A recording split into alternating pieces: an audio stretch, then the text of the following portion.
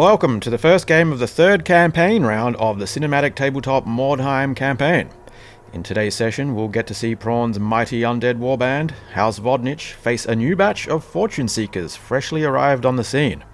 I present to you Barra's Dwarf Treasure Hunters, modern dwarfare. True to Barra's goofy sense of humour, he's decided to stick with the punny naming convention. Well, let's meet the hairy little gold hoarding potatoes, shall we?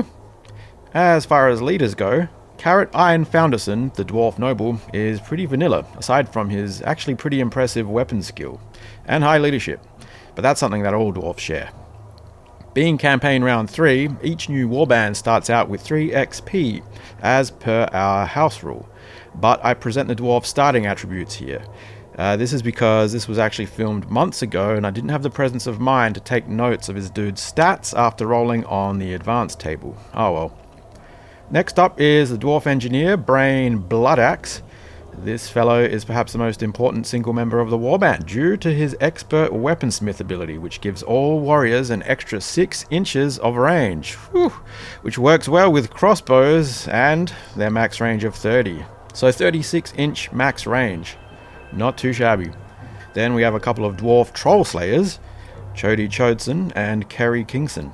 The ability to ignore fear and all-alone tests due to the Death Wish trait will help immensely when fighting undead in particular, I'm sure. They also have access to a few really solid Slayer skills.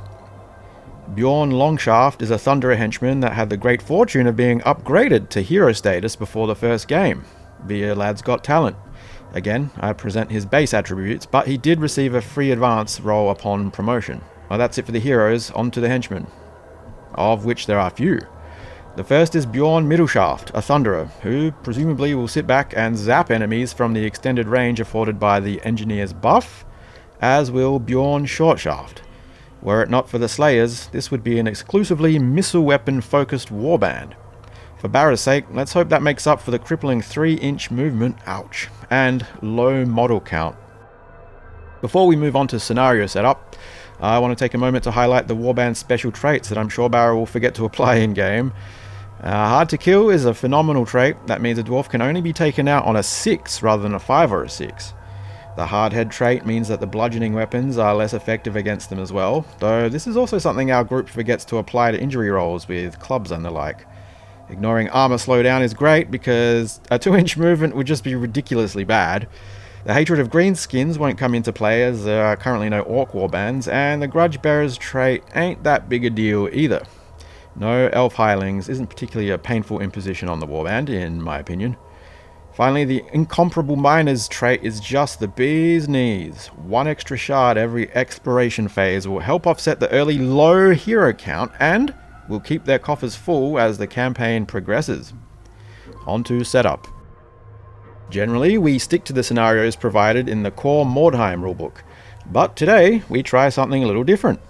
It's one of the many scenarios available on the Broheim website. This one is the raid. The center of the board is set up to represent the current camp of the defending warband as they enjoy some downtime.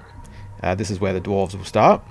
The attacking warband, in this case the undead, are closing in on the defenders from all sides and can consequently deploy warriors within 8 inches of any table edge.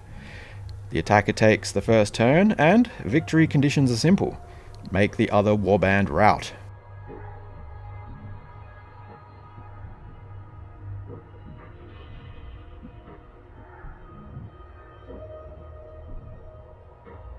And so we see the dwarves set up here.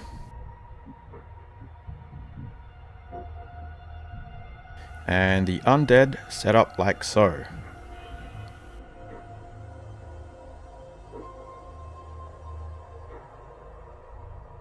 So with all of that out of the way, let's get into the battle. Here we go. So we got set up out of the way, and we're doing raid. So it's the first turn, the attacker always goes first.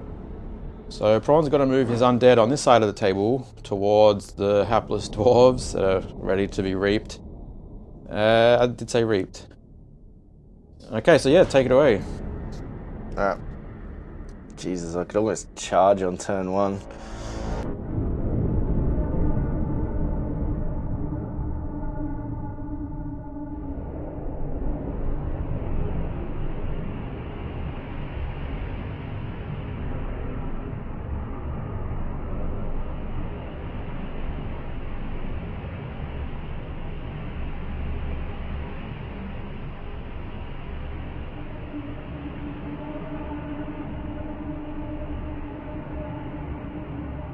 Alright, that's a jumping check.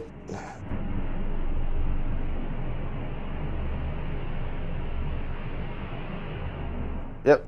Alright, so jumping check is made.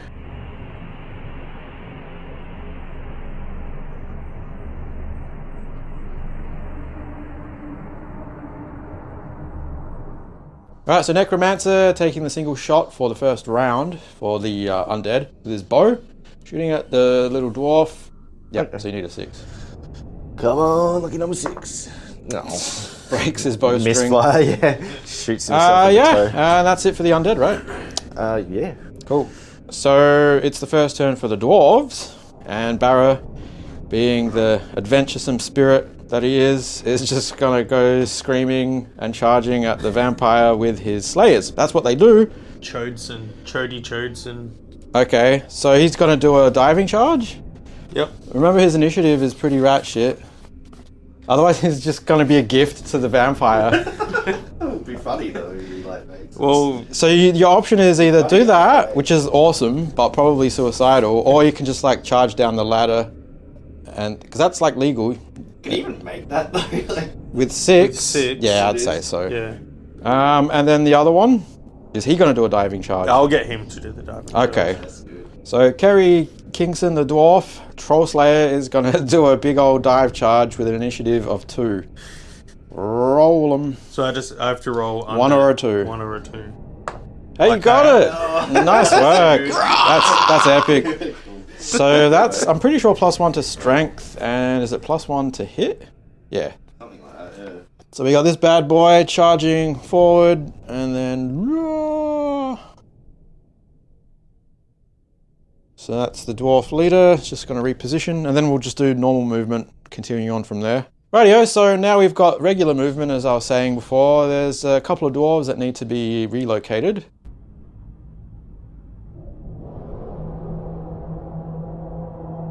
Alright, that's it for movement. Yep. Alright, on to shooting. So Brian Shortshaft with the blue dax and the little, looks like a beret, is going to shoot at the ghoul with the baby. So that'll just be a 4+. Nice. That's a hit. And then strength 4 and the ghoul's toughness is 4. So 4+ again. Yep, Nice. that's a wound. She has 1 wound. See what happens to her. She always gets caned, as you say. does. That's fine, but she might fall, so make an initiative check.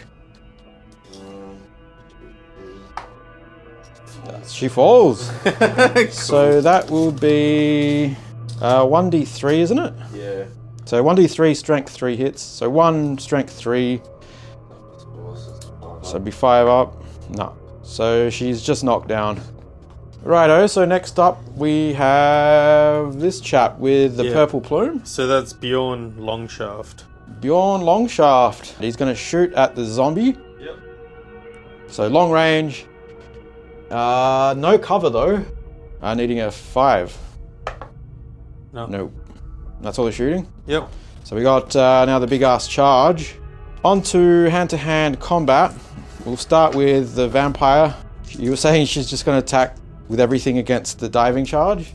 Yeah, He's the one with the best chance to hurt her. Yeah, exactly. That's Okay, so she's got Plus it's funny. weapon skill 4. 4v4, I'm guessing. Weapon skill 4. Oh, really? Yep. Slayers. Yeah, it's a slayer. They're no slouches. So that'd be 4 ups. 1 hit. He has no parries or anything. No. Yeah, he didn't get that axe like I suggested. Toughness 4. So 3+. Oh, that's a wound. So he only has 1 wound, right? Yeah, he's only got 1 So wound. roll to see what happens to Kerry Kingston. Righto, so the first Troll Slayer gets stunned. But at least that's cleared the way for the second one to take a swing or 2. Yep. So 2 axes, right? Yep, 2 axes. Oh yeah, we forgot that, wielding 2 weapons, you get -1 to weapon skill. Okay, so his So weapon it should skill be actually 3. be 3. Yeah, but that's fine. He's attacking weapon skill 4, so that's still going to be 4+. No. You suck. Okay, so things looking pretty dire for the dwarves. So top of turn 2, announcing charges. So Prawn's going to charge the downed dwarf. with that ghoul yonder. So if you want to move him over. So that'll take him out instantly, but we'll get to that in the phase. I'll do everything by the book. And then the one that's just behind that wall is going to charge the other dude. Like so. And that's it, or is the other one? No, there's another one behind him that's going to try to get in as well. Rightio. Which will definitely make it. And I guess, can that guy see? Yeah, I was wondering about that. I think he can. I don't know. A bit overkill, but dwarves are pretty hard to kill, so yeah, in you go. Stacks on. Yeah. Alright, so undead, regular movement.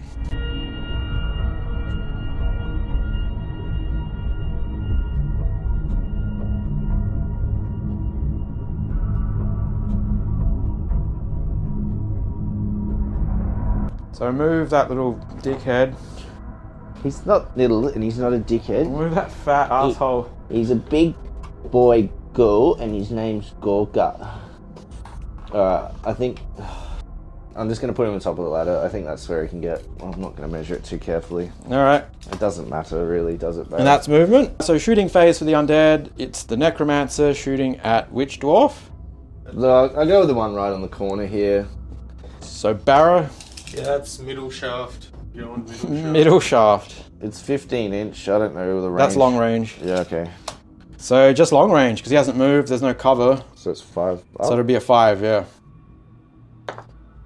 Nope, breaks his second bowstring. Yeah, very good. And that's it for shooting?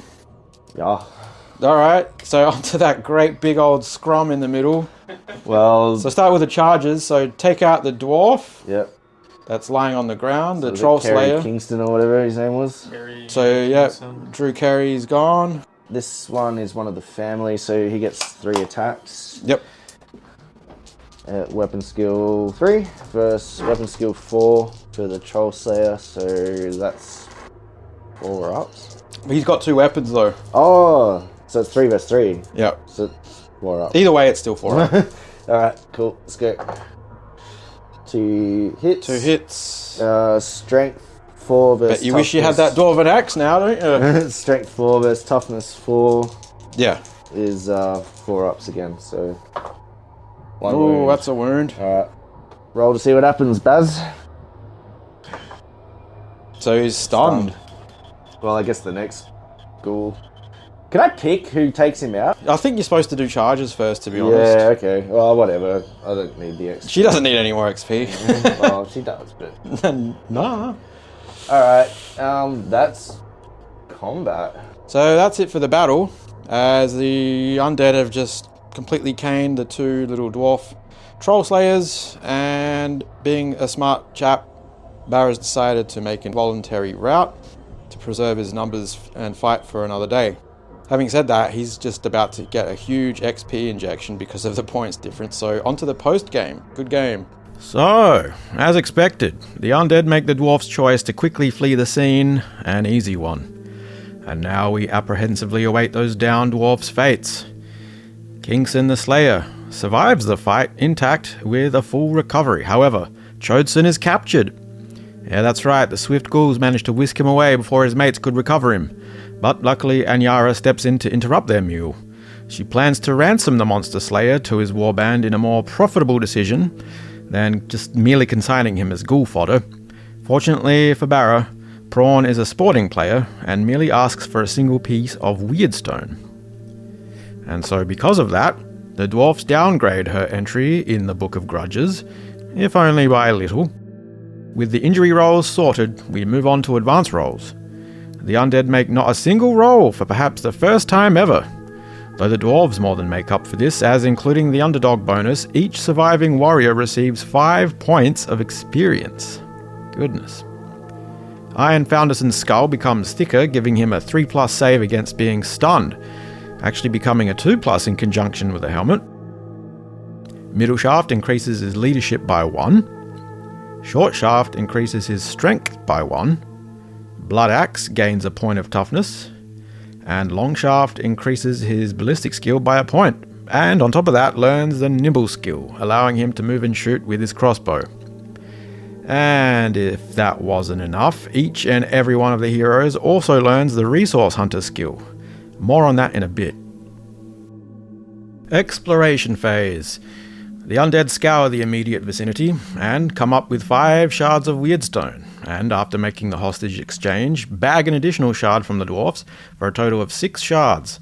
They also discover a nearby smithy, where Aniara locates the now deceased smith's savings tucked away under a floorboard, and adds another 10 pieces of gold to the kitty. As for the dwarfs, remember that resource hunter skill I mentioned just a minute ago? Well, every hero with this skill that was not taken out of action can modify a single die roll up or down by 1 point.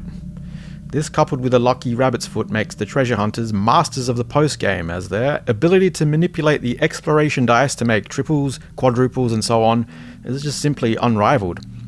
If anyone's going to find an artifact, it'll be these guys. This time around, unfortunately, Barra only has 3 heroes scratching around for loot, but they still find 3 shards, plus the bonus weirdstone.